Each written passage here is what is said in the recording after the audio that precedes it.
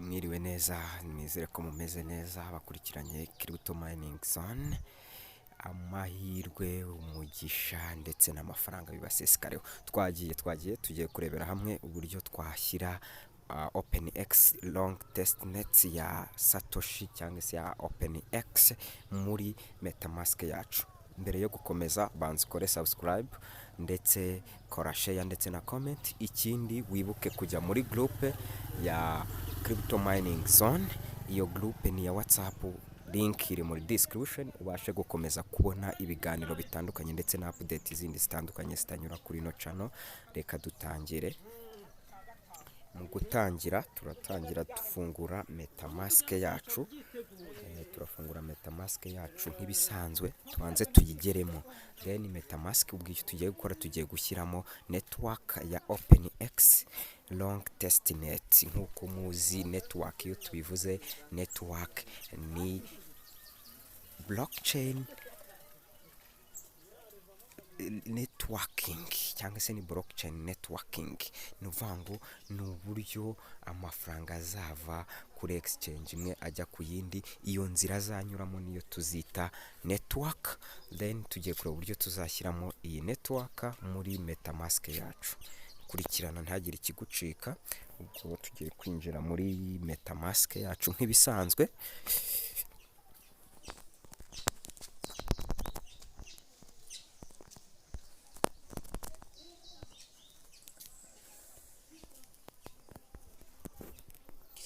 Urinjiramo ukoreshe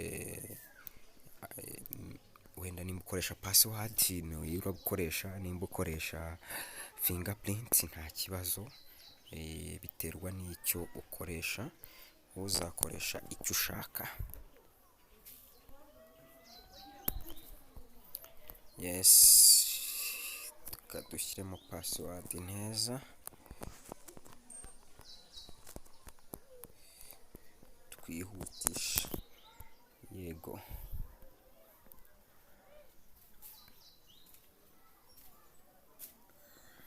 Metamask yacu imaze gufunguka, ubwo noneho duhita twifashisha informations tukura muri WhatsApp. Yes, murayibona. Then iyo tugiye gushyiramo rero, ugomba tubanza kumenya tugiye gushyiramo test network. Inwangu iyo network ya Oex ni nkuko dufitemo BNB hano, ni nkuko tugiramo Arbitrum, ni nkuko tugiramo Polygon, ni nkuko tugiramo za Arbitrum 1. Then tugiye gushyiramo natwe iyo testnet y'iki ya Oex niyo tugiye gushyiramo. Turabigenza gute? Turabanza dusubira inyuma, tubanze tujye muri WhatsApp yacu nk'ibisanzwe. Niturangiza kujya muri WhatsApp, turebe information z'iyi network.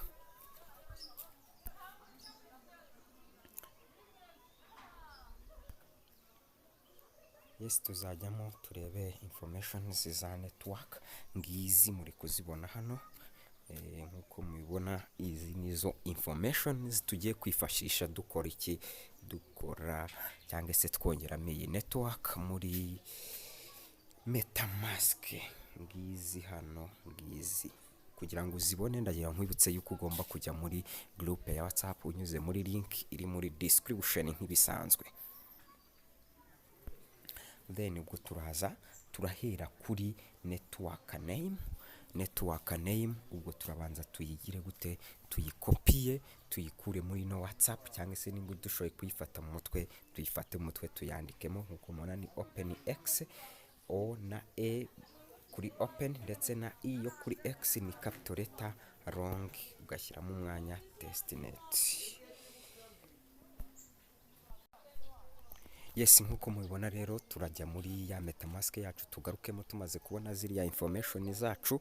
Nta kindi dukora, turajya hano hejuru nk'ibisanzwe kuri network hano. Niturangiza turakora iki, turamanura cyangwa se scrolling down tujye hano. Uko mubibona ngaha hano hasi hari add network. Then turangiza tujye muri add network. Nkuko bisanzwe murareba hano dufite dufite iziri popira. Izi ziri popira ni iziba zaramaze kumenyekana, zagiye zishyirwamo ku buryo ushobora kuzadingamo aho uhita ukanda kuri add ukazishyiramo, nimba ari optimism, nimba ari palme, nimba ari harmony minute, ushobora guhita uzishyiramo mu buryo bworoshye. Ariko twe kubera ntayirimo, murabona ko ya yindi ya testnet ntayirimo, tugiye kuyishyiramo. Mu kuyishyiramo rero nibwo tuzaza tujye kuri custom network. Then tujya kuri custom network nk'ibisanzwe, murabona yuko haje warning, ariko ni ibisanzwe. Nimwe turajya muri name hano, ahangaha tugiye kuzuzamo za information zacu twari dufite muri WhatsApp nk'ibisanzwe. Izi zose tugire gute tuzuzuzemo. Niturangiza kuzuzamo turakanda kuri add.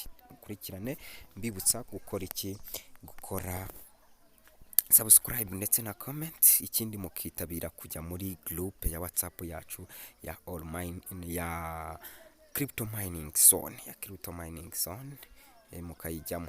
Then tugiye gushyiramo name, twabonye yuko yitwa Oex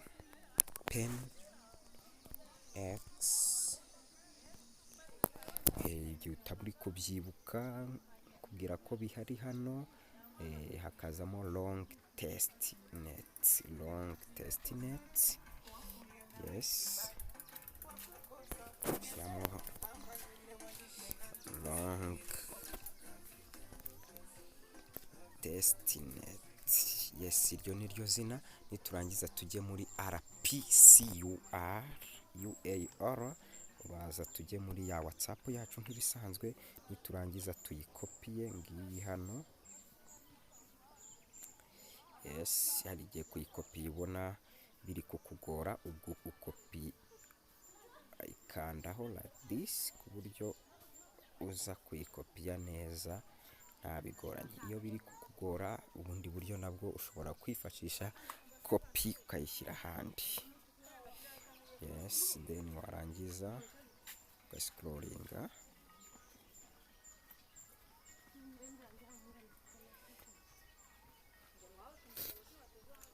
yes, twayikopiya tukayijyana hehe muri metamask yacu nk'ibisanzwe. Ngiyi hano, hari igihe bazagusaba kongera gushyiramo password mu buryo bwo kwizera security yawe. Urabikora nabyo. Icyo usabwa ni ugukurikirana video kugeza irangiye.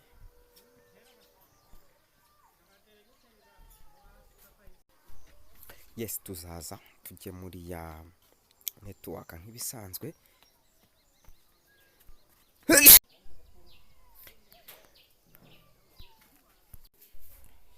Yes, ugeze hano rero urareba nk'ibisanzwe. Ubwo tugiye gushyiramo iriya RPCUR, turaza tuyirebe, tureba ahantu iri. Ubwo turajya muri ya WhatsApp nk'ibisanzwe, yes. Niturangiza turebe ahantu iherereye, yes. Tuzaza like this, tuyirebe RP ngiyi hano,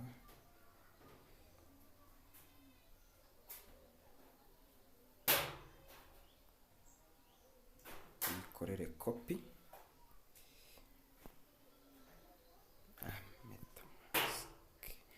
Metamask ikunze kugorana rimwe na rimwe, gukoresha tablet agiye bigorana, ariko turaza kugerageza kugeza bikunze. Iri gusubira inyuma cyane,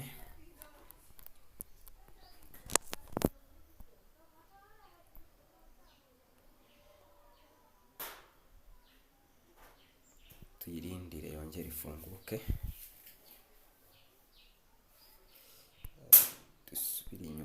Dusubiza inyuma. Add network twabibonye, custom bisanzwe.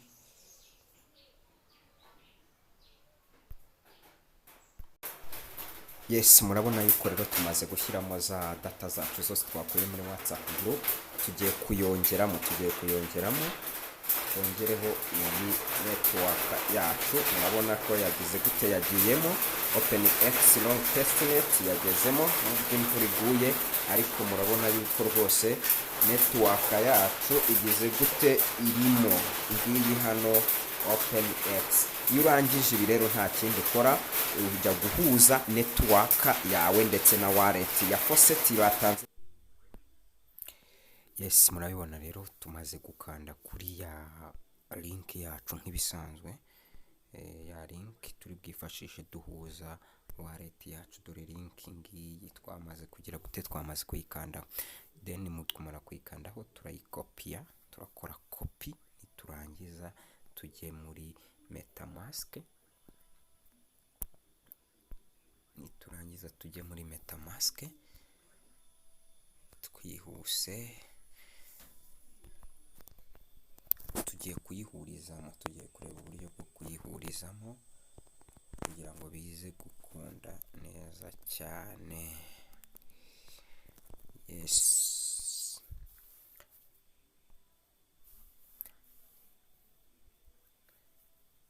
nibutsa gukora subscribe nk'ibisanzwe. Twageze mu Metamask, murareba twashyizemo mbere twari dufitemo nkuko twabibonye, ariko reka twongere tubibereke. Hano dufitemo kora kuko niyo turi buze kwifashisha, ariko ubwo bivuze ngo twakuyemo ya OpenX yacu ngiyi. Hano urabanza uyikuremo, kubera uba wamaze kuyishyiramo urahita ujya kuri network hejuru, nurangiza ukuremo iyi OpenX Testnet ushyiremo iyi kora. Iyi kora iyo itarimo unyura kuri scan, ndaje mpabereke mu kanya, cyangwa se kuri Explorer, then ugashyiramo https ebyiri, ugashyiramo slash ebyiri zikurikiranye scan.kora.io, ugahita umanukura hasi, ugahita ushyiramo iki, ugahita ukanda add core network, igahita ijyamo. Nta gutinda rero twamaze gushyiramo kora yacu, tumaze kumakinga sure neza ko igeze gute irimo. Icyo tugiye gukora ni iki, turaza hano ngaha, hano murahabona neza cyane ngaha. Hano aha niho tuzanyura twongereramo kora, ndetse ni naho tuzanyura tugiye gukora ibintu byacu. Ko twamaze gukopiya iki, twamaze gukopiya ya link, tugiye kuyishyiramo hano kugira ngo tuyihuze n'iki na OpenX FAUCET. Then tuzaza tukande, tubihareke harodinge. Murahabona ihisizamo ko nari nayishyizemo, ariko iyo itarimo ukanda hejuru ugakora iki, ugakora paste. Then ni nk'uko uzaza n'ubundi ushaka kongeramo kora, uzaza wandikemo like this nk'ibisanzwe, wongeremo iki, ushyiremo scan.kora.io,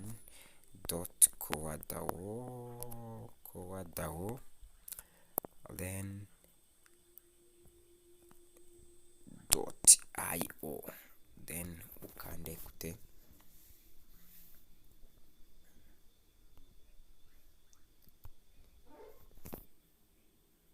Yes, uzaza dukande htt, tuyihindure dushyireho scan.kora.io, then .io. Yes, .io. Niturangiza tujye kureba iki, tuyikandeho this core, urayireka ikaza, then warangiza ugascrollinga down, ukaza ugakanda hano this here, ahangaha. Iyo umaze kuhakanda, ubwo ya kora yawe ihita ijya hehe, itayijyana muri network twongeye. So twe ntabwo tuje kongeramo kora, ahubwo tuje kugira gute, gushyiramo ya FAUCET yacu twabonye. Tuzaza dukandemo, then tubanze dukuremo ibirimo byose, kwa twayikopiye muri WhatsApp. Niturangiza tugire gute, dukande paste, ihitizamo, then tuyiclick. Turangiza tuzaza kandi USDT nshobora kuclaiminga, claim Testnet USD, nshobora kwadingamo. Mbibutsa yuko ushobora no kunyura kuri iyi link ugakopiya iyi link iturutse muri WhatsApp, utarinze kunyura muri bya bindi byose byo gukopiya, ugahituza wowe ukikandira hehe, ukikandira hano kuri add Testnet, ihita yijyanamo. Then tukabonamo Testnet Explorer nkuko mubibona, nayo yarangiye ngiyi hano Testnet Explorer. ndetse tuzanagira testnet hiya nkuko mubona testnet swap ngiyi hano ngiyi aho tuzajya dushobora guswapinga ama USDT yacu agahindukamo ama Oex ndetse n'ibindi. Then icyo tugiye gukora iki, tugiye gukora claim za testnet token, tuzireke zibe processing estimated geze fee, igomba kuba ufiteho udukowa runaka, then kugira ngo bibashe gukunda, then ugakanda confirm transaction ukayireka ikarangira, transaction ukayireka ikaba run, then testnet ukaba wakora close.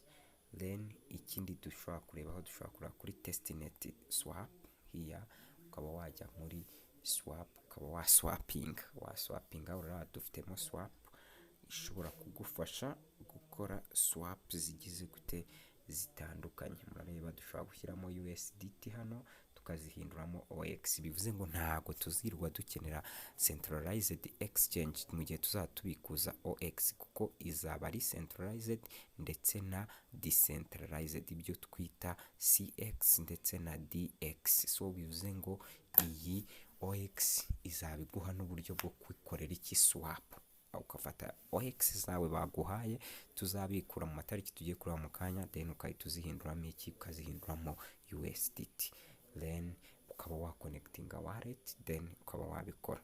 So urareba hariho za RB bank ku buryo ushobora kuguramo iki, ushobora kuguramo Oex hano ni byiza cyane. So hano iyi urareba ni R bank cyangwa se long swap, ntago ari R bank, yes ni long testnet, niyo tuzajya dukoreraho duswapinga ama Oex yacu tuyahinduramo ama USDT.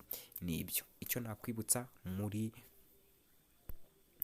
muri trust wallet nayo tuyihuse tukareba niko bizagenda, ntabwo turi bubitindeho, naho uzinjira muri trust wallet yawe nk'ibisanzwe, then urangiza ushyiremo iki, ushyiremo winjire muri trust wallet yawe. So urayibona yafungutse hano, icyo uzakora ni iki, ugiye kongeramo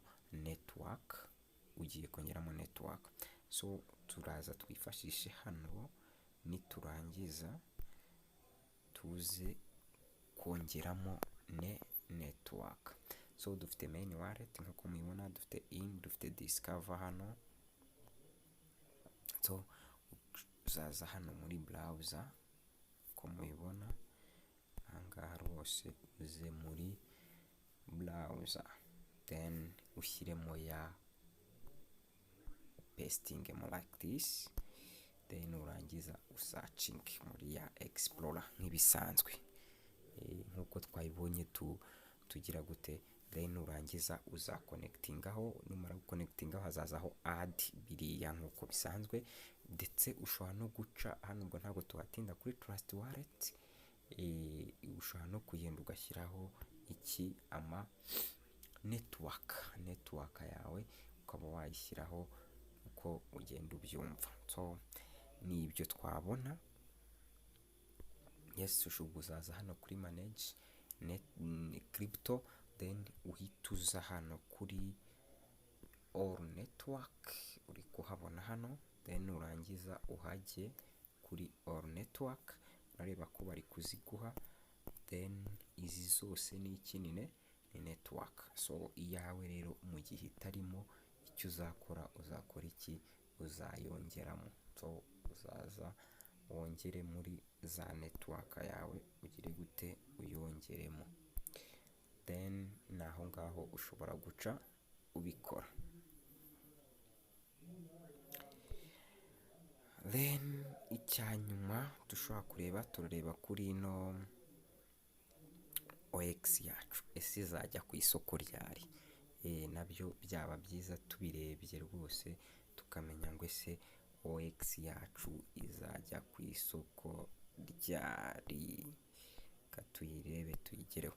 So ngiyi satoshi yacu rero tugiye kureba ese izajya ku isoko ryari. As you see, tuzaza tuze muri project, tureba mu project ngiyi hano, project yacu ngiyi hano rwose project yacu twakoze amatesti A na test B, murabizi twarazikoze igihe kinini, ariko dore ni Oex estimated start time yatangiye kiriya gihe, then tugiye kureba igihe ishobora kuzarangira. Turaza dukande hano, then barangiza baduhe full information zose z'uburyo izarangira. Ngiyi estimated end time, ngiyi hano rwose kuri 13 z'ukwa kane nibwo izarangira saa 4 muri uyu mwaka.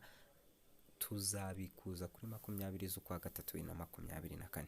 So amahirwe n'imigisha rero abane namwe. Video yabaye ndende ariko byari ngombwa ko tuyiga. Ufite ikibazo yaba ari kuri Trust Wallet utazi uburyo wabikora, yaba kuri Metamask ndetse n'ahandi, watubwira nuko tugomba kubikora kandi bikarangira. Ciao ciao.